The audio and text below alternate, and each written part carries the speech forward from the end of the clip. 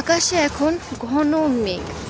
এই যে ঠিক এই সাইডটাতে ঘন মেঘ, আর এই সাইডটাতে দেখেন একদম পরিষ্কার আকাশ। এই সাইডগুলোতে একদম পরিষ্কার আকাশ, কিন্তু এই সাইডটা একদম কালো ঘন মেঘ। আমি একটু দেখাই, এই দেখেন এই সাইডের আকাশ কিন্তু একদম ঘন মেঘ, কিন্তু এই সাইডটার আকাশ একদম ফ্রেশ। তার মানে বোঝা যাচ্ছে আমাদের এখানে কিছুক্ষণের মধ্যেই হয়তোবা ঝড় উঠবে, বৃষ্টিপাত শুরু হবে।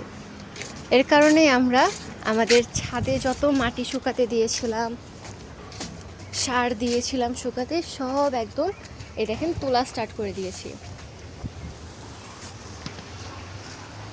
বাতাসও শুরু হয়ে গেছে।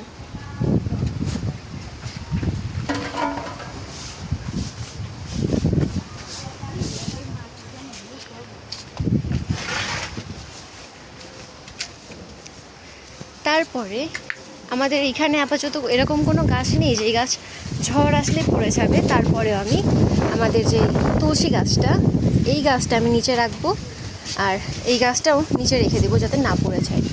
এই দেখেন ঝড় অলরেডি শুরুই হয়ে গেছে, কিন্তু একটা জিনিস খুবই ভালো লাগবে যে ঝড়, এই দেখেন কি অবস্থা। আচ্ছা, আমরা আমাদের হাঁসের ঘরের পর্দা টানিয়ে দেব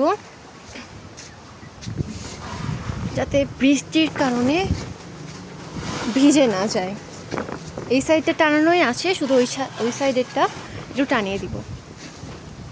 ঝড়ের মধ্যে কিন্তু আরও আম পড়বে, আমাদের অলরেডি অনেক আম পড়েছে গাছের। তারপরেও বৃষ্টি হলে পরে সব আম এবং ছাদের প্রত্যেকটা গাছপালা রেহাই পাবে। বৃষ্টি না হওয়া পর্যন্ত আমি কিন্তু ছাদ থেকে নামছি না।